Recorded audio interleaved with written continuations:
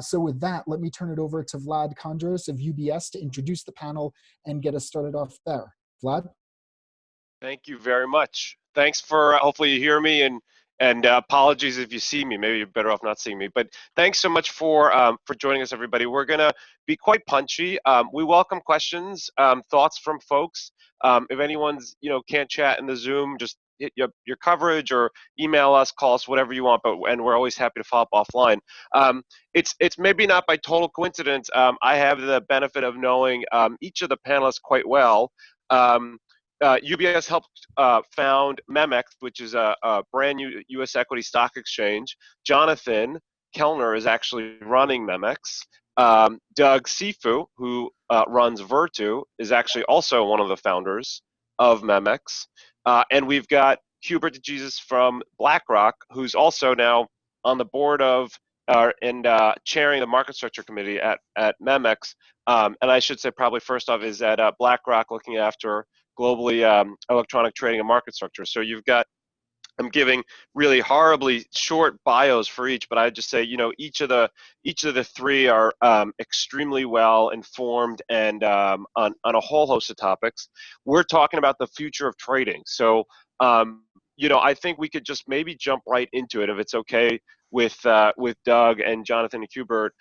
And maybe we kick off with thoughts around just data as a topic or as a thought and as it relates to future of trading. Like, obviously a lot of people on this call, some people listening or watching are more on the PM, some are more traders, some are more purely on the data side. So it's a great mixed group of folks. And maybe, if we could just give some thoughts into like the fact that there's so much more data out there and, how that's impacting the future of trading, that could be great. And maybe if it's okay, I could turn it over to Hubert first to kick that thought off. Okay, so hopefully you can all hear me.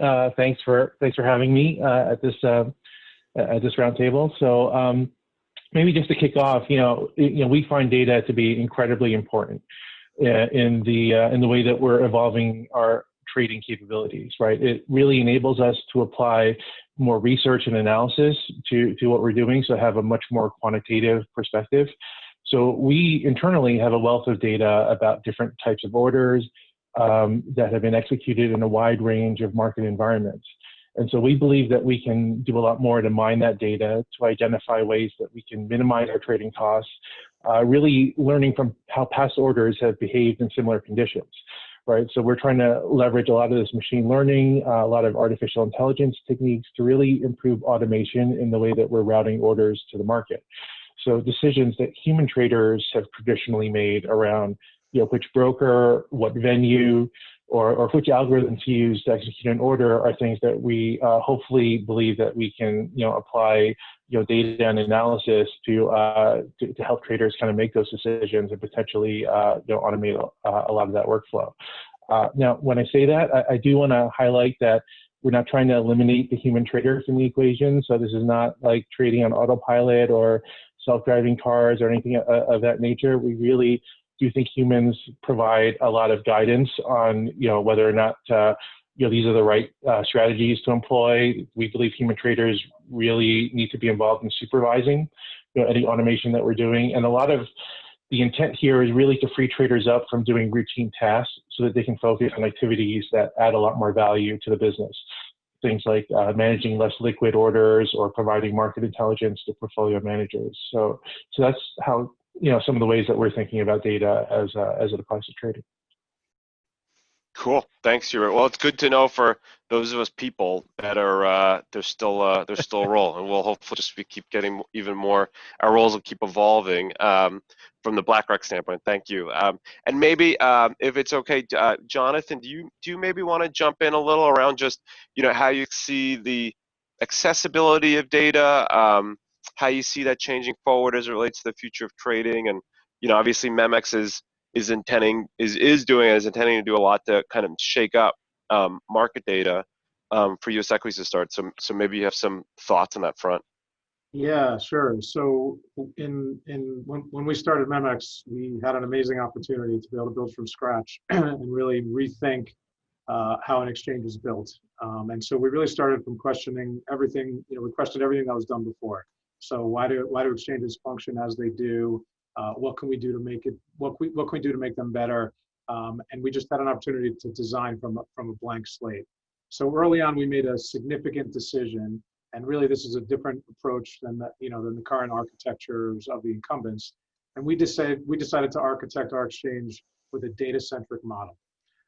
What does that mean? Basically, we decoupled the edge applications, so the places where clients connect, their order entry points, their market data access, receiving our market data. We decoupled that from the matching engine. And why is that important? All of our data is in the matching engine and all the apps associated with the matching engine. And by decoupling it from those edge applications, we can put that data anywhere. We can put it into the cloud next to other valuable data assets and do really interesting analysis. Let me give you an example of something specific to an exchange that we could do. We could leverage machine learning to study liquidity behavior on a stock, study how a stock trades based on rebates, and potentially dynamically modify rebates to attract liquidity in places where liquidity is needed. So it could be pretty powerful, the things that you can do using that data in real time. And I think anybody can do some of that today with machine learning algorithms. I think what the real power is that by decoupling the data and then putting it with compute power, you can leverage more powerful machines. And so when we look at putting things into the cloud, the real benefit of the cloud, and we talk about the cloud for lowering costs or making operations easier, but it's kind of old news. Really, the value of the cloud is getting to cutting edge technology and commoditizing that cutting edge technology. So we put our data in the cloud. Now we have access to cutting edge technology because we can access these really powerful computers where we don't necessarily have to buy them, but we can use parts of their time, lease it and use that power without owning it fully. And then really, leverage all the data that we have, leverage machine learning power to really improve real-time trading decisions. That's specific for us on exchange. And I think by putting the data in the cloud, by putting our data in the cloud, we open that up for all of our clients to start, again, leveraging the power of the cloud, leveraging that real-time data to improve the trading environment. That's great. Thanks, Jonathan. And congrats, by the way, to you and your team on a successful exchange launch. I should have said that at the start. So that's a big milestone to you and the team. So well done. And that's interesting thoughts on the cloud. And so, as maybe we could shift to Doug. And Doug, by the way, this time I'll say congrats on, you've had some really impressive quarters, especially as of late, with your firm doing a great job navigating the volatility. Maybe you could talk a little bit about the future trading and just, how it impacts asset managers and, the extent you're comfortable, you're able, just given how much you've talked about publicly around the volatility and what it's meant for Virtu. If you're comfortable, maybe you could jump in on that too. Yeah, sure, happy to, and happy to be here, and tough act to follow. Those guys made some great points on data. The only thing I would add is, as a firm that is broad in our scope across across asset classes and markets, I mean, the more pedestrian aspect of data that is really a challenging science project for us to try to manage every day is just the sheer volume of real-time data. And as a market-making firm and as an agency broker that lives in the real-time and in the minute, if you will, the idea of trying to aggregate these fire hoses of data to a discernible, actionable piece of data is what we spend a lot of time and literally millions and millions of dollars. That's a fancy way of saying we get a lot of data, and how do we make sure that we get to the algorithm that's making the trading decision the least latent and the most up-to-date summation of what the marketplace really looks like at any moment in time. That's a very, very, very tricky, expensive science project to undertake, and we have spent a lot of time and a lot of money over the years doing that. And then we are also big believers in maintaining the fidelity of individual intentions. That's a nice way of saying we have built a system where we can track, if the algorithm did this, what is the reaction, and try to trace and then be able to backtest on the fidelity, if you will, of that intention, whether acting as a principal or an agent. I think that's very important while aggregating this vast pile of data. Anyhow, that's my riff on data. So thank you for indulging me for 2 minutes off topic. In terms of the future of trading, I mean, you've seen a number of seismic shifts, particularly in the U.S. equities market. in the last 6 months. I mean, everyone's talked about the advent of retail trading and what that means for the marketplace. Obviously, we as a wholesale firm handle a lot of those retail orders, act as a market center or as a conduit to the marketplace for about a third of the U.S. retail market. And clearly we've seen an avalanche and a growth, and folks point to COVID and to zero commission, but this is really a culmination of technological and regulatory changes that I would argue democratized the marketplace, and we led to this place where you've seen this preponderance of this new entrant or expansion of an existing entrant, if you will, and the significance of that in the marketplace, and how does that impact trading and what we do, and how do we offer our institutional clients the ability to interact with that flow in a fully disclosed, intelligent manner. Those are things that we think, we've been a market leader on to provide access to this unique order flow to our institutional clients to try to be the trusted market center for some of that execution. I think that's going to be an important topic, Vlad, over the next 12 to 24 months as people focus on, hey, this is here to stay, and this is not a cyclical change. It's more of a systemic change, more mundanely, but very significantly. Obviously, the pandemic has changed the way in which we conduct business. Before the pandemic, we had 15 regional trading offices, both institutional and market making, with 1,000 employees. And today, as I'm sitting here, we've got about 5 to 7% of our staff back, and so we've learned a lot in terms of, obviously, remote trading, working from home, and even simple things like, it doesn't make sense to have 40% of our employees in one central location in downtown Manhattan. It probably doesn't make sense. So in terms of how we're going to structure our firm going forward, and then how we offer that service to the buy side, which has struggled with the same working conditions and working from home conditions that we have, and we had fortunately offered and launched an outsourced trading capability at Virtu, because we think that's an important part of how the universe is going to evolve. So I'll stop there because I've touched on a number of different topics, and I don't know if you have a follow-up. That's great. It was a lot of. I feel like we could spend a couple hours on those. Thank you. Really appreciate all your thoughts, Doug. And congrats to your team in Florida as well. I feel like maybe that's a whole separate panel for us to talk about. Don't bring up hockey in Florida. That's a touchy subject. Yep. We actually received a question. If Jonathan, if you're able to, it's directed for you, but obviously Doug and Hubert, please jump in as you're comfortable. But there's a question asked around fee structures and how it impacts trading and specific tickers and or venues. And Jonathan, I don't know if you're able to maybe jump in a little bit on kind of the MEMX fee structure and why you chose it, and how you think that might impact certain venues or tickers. Yeah, sure. So I'll quickly touch on our fee structure, and then I'll try to address the question. Two areas of fees, really, when you talk about trading, there's transaction fees, and then there's market data and connectivity fees. A big part of what we're looking to do is put pressure on market data and connectivity fees. Those are the places where folks like Doug and Hubert and Vlad and the industry as a whole are frustrated with the fees. We're coming out with zero fees for market data and connectivity initially. We will charge in the end, because the industry does feel, and our investors do feel, like we can charge and we should be making money on market data and connectivity, but at what we think are reasonable margins, maybe a little different than the incumbent exchanges are running. Now, when you get to transaction fees, that's really to attract order flow. We are actually launching where we will lose on every transaction, and so we're trying to attract liquidity initially so people can experience our exchange, get them connected, have them experience the technology, and then we will revert back to a normal fee structure. When you talk about fees and rebates, though, around trading, I think it's really important. As I talk about the dynamics of rebates and fees, I think all that really does, or that does, is it changes the dynamics of spreads.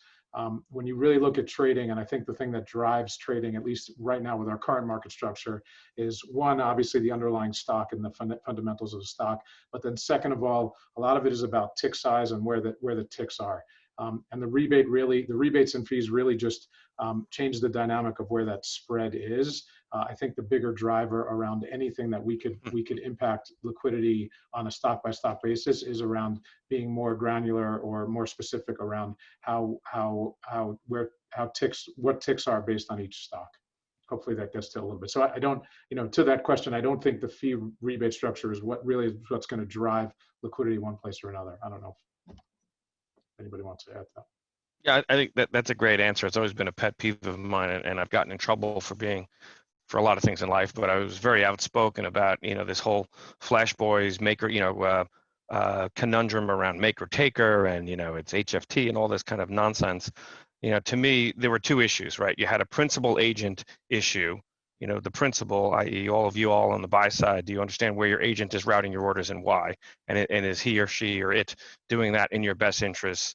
And is that fully disclosed? Obviously it should be. And, I used to be a lawyer, and if you have a problem with your agent, the solution is to get rid of your agent if they're not giving you good data on why they routed, where they routed. That's one issue. Put that to the side.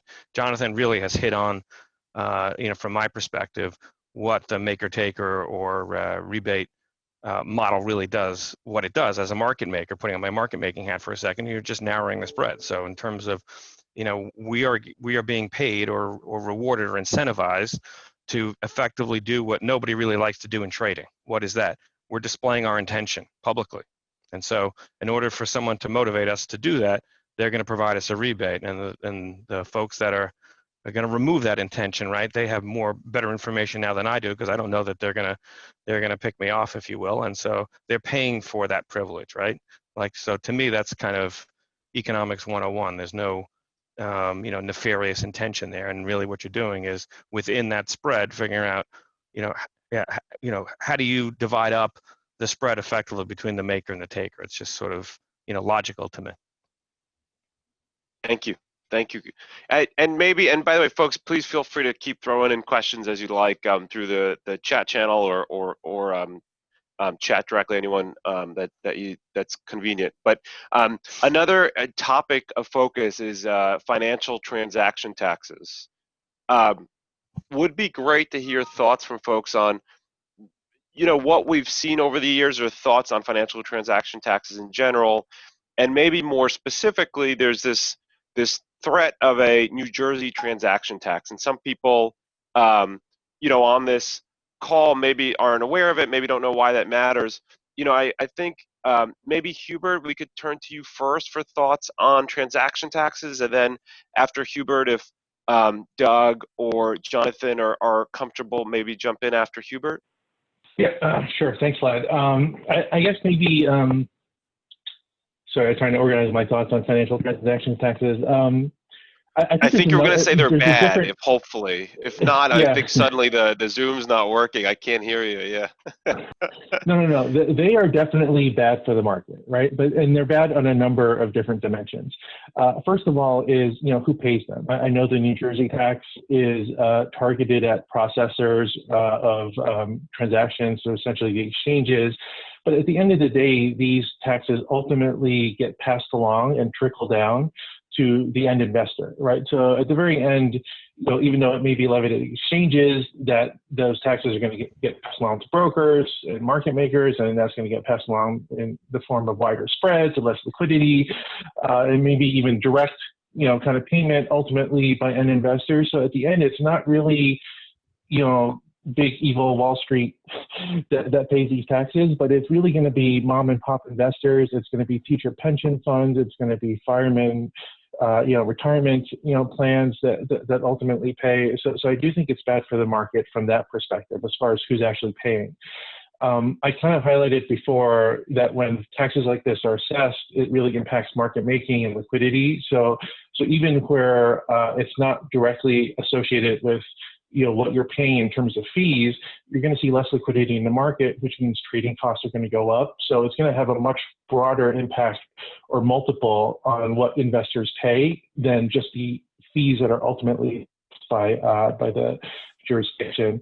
And the last thing really, and I'm sure my colleagues will probably attest to this, when you have location-specific taxes like this, it's very easy for people to flee that location, right? So I know Jonathan and others have probably been looking at, opportunities to move data centers and sort of the business that they're doing to places like Chicago or maybe even Florida. I know that'll be good for Doug and lower commute time to his other job. But but those are things that potentially, generate that will cause the taxes to generate much less revenues than originally intended, right? So it really has a negative impact on the market overall.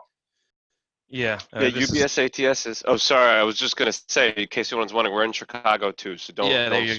There you go. I mean, this is something where I will, do my best not to get in trouble because I am a New Jersey resident and I don't want to get audited by Governor Murphy. But boy, this is one asinine proposal. I mean, just taking a step back, I don't want to sound like a libertarian nut, but friction in marketplaces, whether it's through taxation or regulation or intervention by governments, never work. They just don't work. I mean, I would argue MiFID II has been an abject disaster, and it's going to be reformed. And there you had regulators trying to pick winners and losers. And when governments try to intercede and slow down markets, that doesn't work. And effectively, as Hubert elegantly put it, this is just a friction in a marketplace that'll end up getting paid by the end users. The market maker just widens out the bid offer, and ultimately, it's the 401ks and the pension plans that are making it, and volumes will go down and will suffer. There's a lot of empirical evidence on this. Sweden put a transaction tax into its derivatives market in 1994, it was, or 93, and literally over a weekend, the entire marketplace moved to London, and they accomplished nothing. The Europeans have tried this in Italy and Germany. Sometimes they exempt out market makers, but the empirical evidence is that volumes go down, spreads widen, and the tax that they prognosticate that's going to get paid, they end up collecting a mere fraction of it. The utter stupidity of this is that trading is so, if anything, the pandemic has shown is that trading is so portable, if you will, and so obviously data centers are fixed, and there's not an insignificant cost in terms of moving them either to Chicago or to Texas. I read an article that Texas is courting NASDAQ as they should, or the lovely Sunshine State, as Vlad indicated, right? So,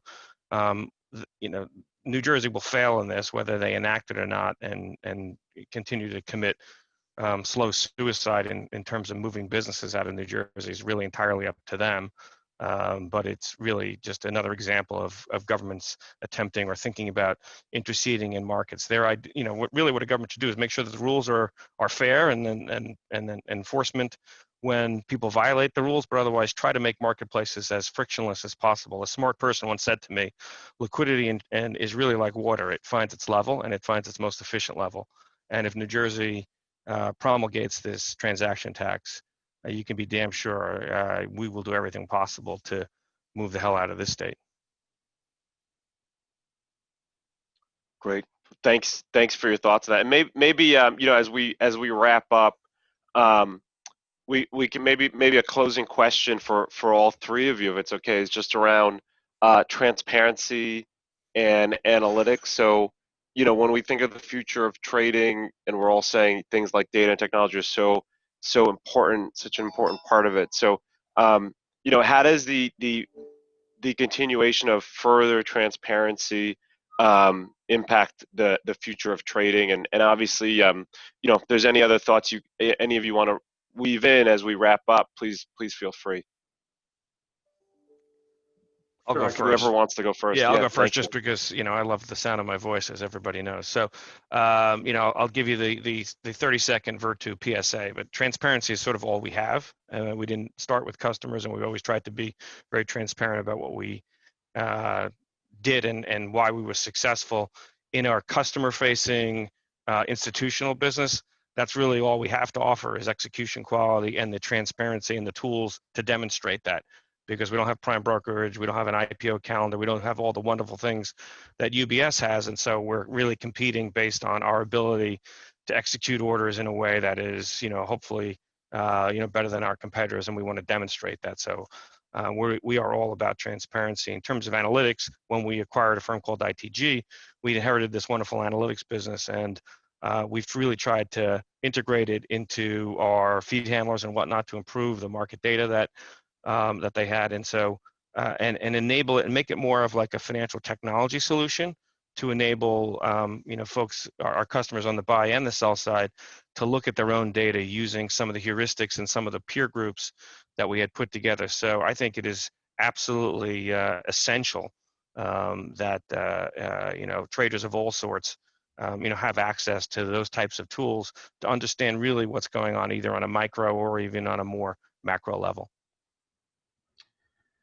And I would just add to that. I think transparency in general for our industry is, I think we've been, hit with that we're not transparent. In fact, we named dark pools. Dark pools, really bad name for what wasn't something that was supposed to be so dark.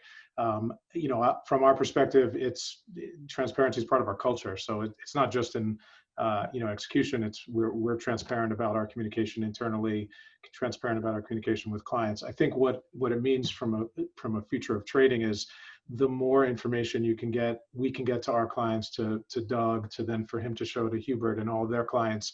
It just only makes the ecosystem better, and it builds more trust. And I think it will continue that trend of having more retail traders and hopefully more, more successful institutions trading. We do it through, again, we're leveraging technology. We're time stamping every hop that an order takes on exchange, and we can deliver that to our clients, and they can analyze how they're interacting on our exchange. Our hope is that other exchanges will adapt that, because we think the things that we're doing, all the exchanges should be doing to really just help trading in general. But I think transparency is key to being able to make people appreciate what we're doing on Wall Street and trading. Yeah, so you talked about transparency has in terms of how it impacts transactions cost analysis. I would suggest it has a twofold sort of effect, right? One is that it really, by increasing the amount of data which is available to market participants, it really kind of supercharges our ability to do transactions cost analysis. It really kind of improves the quality of it, and enables it in markets where traditionally we wouldn't have had as much data, right? Like, for instance, the electronification of fixed income markets and the improvement of transparency there has really generated so much more data that would have been very difficult to collect in the past in order to enable TCA on those types of instruments. The other dimension where transparency is having an effect is it's really creating a lot more demand for TCA. The rules that I think Doug mentioned before in MiFID, have been really increasing the pressure from regulators and clients for a lot more disclosure of trading costs and how those costs impact, client investments. And that's something that we've been seeing as a huge trend for the buy side, is to have to produce a lot more data around cost and TCA. So I've been encouraged to throw in one bonus question, and sorry if anyone has to drop, that's okay, I understood, but it will be quick. So when it comes to retail order flow, a couple of you mentioned retail flow a few ways. Can you folks maybe opine a little bit on institutional investors, how they might be able to access retail? I guess I'm not just asking that because we operate a retail market maker and UBS ATS might help interact with retail flow. That's not why I'm saying it. I was encouraged by others to ask the question, just to put it out there. But does anyone have thoughts on maybe how folks can potentially interact with retail flows for, I think the question's more for U.S. equities, but I guess wherever the folks on the panel are comfortable sharing. Yeah, that had to be Andrew Smith from Virtu that asked that question, because it's the perfect Virtu softball. So yeah, when we bought Knight Capital in 2017, they had always prided themselves in saying that they allowed institutional and retail flows to interact, and candidly, they did a very, very poor job of it, because I think it was more sales shtick than actual whatever, and for reasons that aren't important. And so we dusted off the playbook and said, okay, we're going to do this for real, whether it's in the ATS or in a single dealer ability, but we're going to allow real institutional orders to interact with the market maker, because it's in our interest, because it reduces our risk, we're going to get paid a commission, and it will assist in price improvement, which is ultimately what we have to provide to our retail broker-dealer partners, right? So all three of those components. And so we have over 300 institutional clients fully disclosed that have opted in to interact with the market maker. We do it where the market maker is sending the IOI, not the other way around, so there's not information leakage, et cetera. And the results, now that we have a lot of data, have been very, very impressive. And the fill sizes are significantly larger, and it's not just in large cap names, it's in small and mid cap names, because we take in 8,000 symbols from our retail partners, because we have to. That's the deal we've made with them. And so it's an important part of our strategy going forward. One of the reasons why we bought ITG and became a larger institutional firm, the idea was, hey, we've got this market maker with this multi-billion-dollar book at any moment in time of these various symbols where we might be long or short. We've got this institutional client flow, right? How do we make sure that the two can interact properly, fully disclosed, regulatorily, above board, all that kind of stuff. So the experiment has been very successful, and I think with our next earnings call, we'll start publishing more data on shares that we're crossing and things like that. You can see that in the rankings, Virtu has improved, and a lot of it is driven by this ability for us to legitimately and fully disclosed, cross retail and institutional clients. It's great. Well, look, each of you have done a really wonderful job representing the future of trading, and your firms I know if anyone has questions that we didn't get to, please feel free to reach out, and we can follow up with folks as needed. But Doug and Team Virtu and Hubert, Team BlackRock, and Jonathan, Team Memex, we thank you so much for joining. We really appreciate all of your time and your insights. Thank you. Great. Thank you for having me.